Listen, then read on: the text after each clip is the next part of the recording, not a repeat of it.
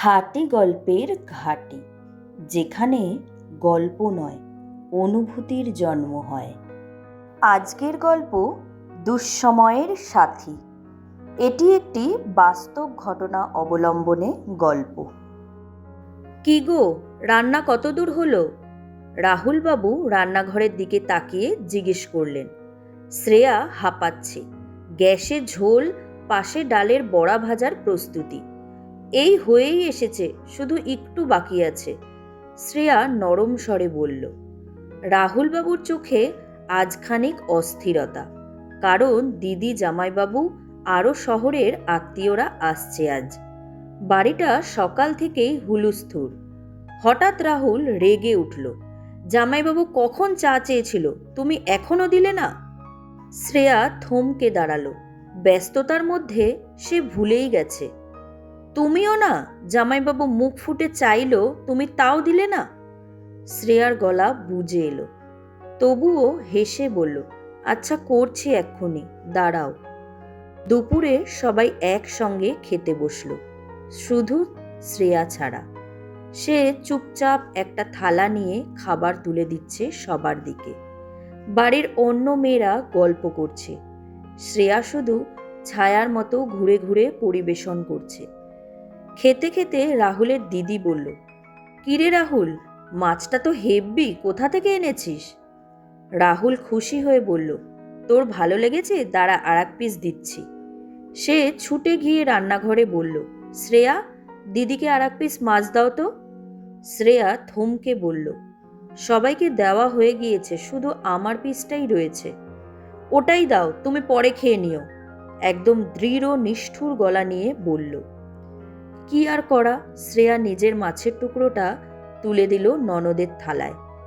ননদ হাসতে হাসতে বলল, এত আদর যত্ন রাখবো কোথায়? শ্রেয়া, তুমি খাবে না?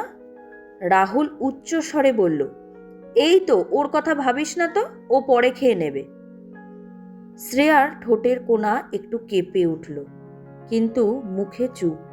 মনটা শুধু একটু ভারী হয়ে গেল। পরদিন সকাল, রাহুল কয়েকটা জামা কাপড় এনে বলল, শ্রেয়া, এইগুলো ধুয়ে শুকিয়ে আয়রন করে দিও। শ্রেয়া বলল, কার এগুলো? দিদি, জামাইবাবুর। ওরা নিজেরাই করতে চাইছিল, আমি করতে দিইনি। অতিথিদের দিয়ে কি কাজ করাবো নাকি? শ্রেয়া কিছু বলল না, শুধু তার হাতের তালুতে ভিজে কাপড়ের ভার জমতে লাগলো। জল পড়ছিল শুধু কাপড়ের থেকে, নাকি তার মন থেকেও একটু একটু করে জল ঝরছিল। একদিন শ্রেয়া আলতো স্বরে বলল, শোনো, আমার আংটিটা ভেঙে গেছে, দাম তো দিন দিন বাড়ছে, সারিয়ে দেবে? রাহুল বিরক্ত হয়ে বলল, এইসব অযথা খরচের কথা তুলো না তো। এত লোক আসা যাওয়া হলো, আমার পকেট এখন ফাঁকা, আমি এসব পারবো না। শ্রেয়া চুপ করে রইল। চুপ করে থাকার অভ্যাস হয়ে গেছে। একটু পরেই রাহুলের ফোন বেজে উঠল। ফোনে দিদি। কিরে, তোর ভাগ্নি স্কুলে যাবে বলে সাইকেল চাইছে, আমার হাত ফাঁকা, তুই কি একটু দিতে পারবি? পরে আমি টাকাটা দিয়ে দেব। রাহুল এই কথাটা শোনা মাত্র বিন্দুমাত্র না ভেবে বলল, অবশ্যই, দিদির কাছে আবার টাকা নেব নাকি? হাসলো, খুশি হলো, কথায় আদর ঝরে উঠল। ফোন কেটে গেলে শ্রেয়া নম্র গলায় বলল, তুমি যে এই বললে টাকা নেই, এখন কিভাবে কিনবে? রাহুল সোজা তাকালো, এগুলো তোমাকে বলতে হবে না, তুমি তোমার কাজে মন দাও, আমি ঠিক বুঝে নেব। এই এক লাইন শ্রেয়ার বুকের ভেতরটা আবার ধপ করে নেমে গেল।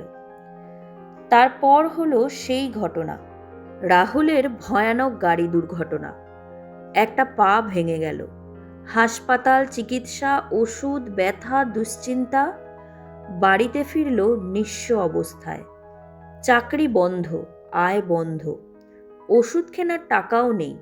আর তখন যারা এতদিন ভাই ভাই করে ফোন করত, তারা যেন হঠাৎ ব্যস্ত হয়ে গেল। ফোনই ধরল না, কারণ একটাই ভয়, যদি টাকা চায়।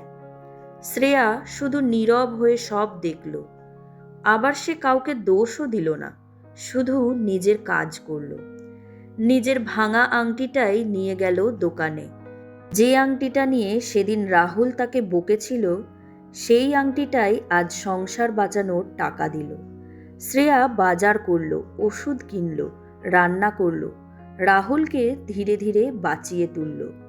একদিন রাতের দিকে রাহুল খাটে বসে শ্রেয়ার দিকে তাকালো। তার চোখে লজ্জা, কৃতজ্ঞতা আর এক অদ্ভুত উপলব্ধি। শ্রেয়া, আমি এতদিন তোমাকে বুঝিনি। শ্রেয়ার চোখে জল এসে গেল, কিন্তু হাসল। সব ঠিক হয়ে যাবে, তুমি চিন্তা করো না। কয়েক মাস পরে রাহুল আবার ধীরে ধীরে হাঁটতে শিখল, চাকরিতে ফিরল, জীবন আবার সচল হতে লাগলো। কিন্তু রাহুল বদলে গেছে। এবার সে শ্রেয়ার পাশে দাঁড়ালো। এখন আর কথায় কথায় রেগে যায় না। অতিথিদের সামনেও স্ত্রীকে আর ছোট করে না, কারণ সে বুঝেছে দুঃসময়ে পাশে থাকে যে, সেই আসল নিজের মানুষ। রাহুলের মুখে এই প্রথমবার সত্যিকারের স্বীকারোক্তি, আমার সবচেয়ে বড় শক্তিটা তুমিই ছিলে। শ্রেয়ার চোখে শান্তি। সব সহ্য করার পর তার জীবনে এটাই তো সবচেয়ে বড় পুরস্কার।